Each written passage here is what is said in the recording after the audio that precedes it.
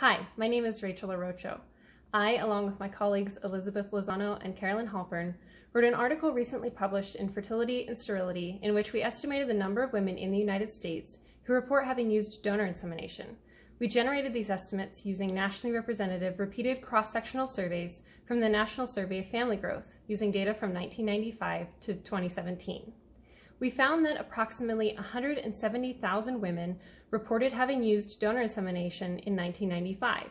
There was a slight dip in the 2000s, but by 2016, over 440,000 women reported having used donor insemination at some point. Was this change across time due to change in use of donor insemination, or was it a change in women's willingness to report? For that, we can only speculate, but I hope that in the future we can get more information on the use, outcomes, and reporting of donor insemination. We wanted to do this study because of the lack of information around the use of donor insemination in the United States, even though it's been used for over 120 years. We have fairly good information on the use of assisted reproductive technologies like in vitro fertilization because of the Center for Disease Control's ART surveillance work, but donor insemination doesn't qualify for ART surveillance, so estimates of the use of donor insemination in the United States have relied largely on surveys of providers from the 1980s and earlier.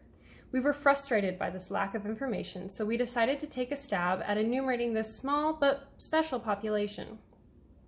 We focused on women who had used DI rather than donor-conceived individuals, for example, because the NSFG were the only nationally representative data that we could find, and they only ask about the use of donor insemination, not one's own method of conception.